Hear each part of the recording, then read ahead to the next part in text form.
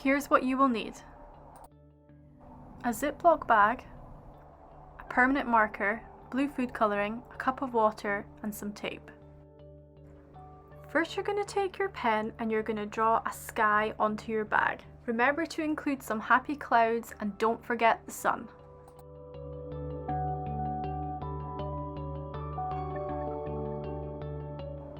Take a small drop of the blue food colouring and pour it into the cup of water.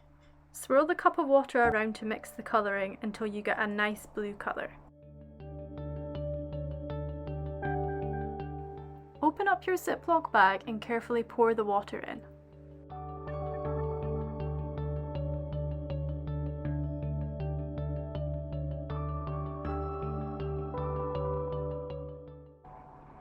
Remember to seal up the bag properly so no water can escape.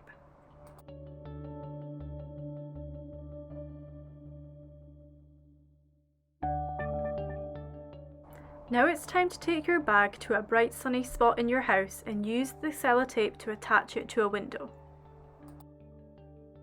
Wait a couple of hours and check up on your experiment.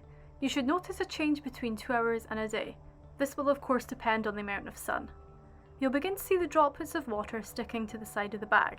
Some of the droplets will be high up in the clouds and others will be on their way back down just like the rain. So why does this happen? Well, the water in the bag is being heated up by the sun. The water then turns into a gas through a process called evaporation. In nature, evaporated water goes back into the atmosphere, but in our bag it's got nowhere to go, so it ends up sticking to the sides of the bag, turning back into a liquid called condensation. The condensated water then slides back down into the pool of water as rain.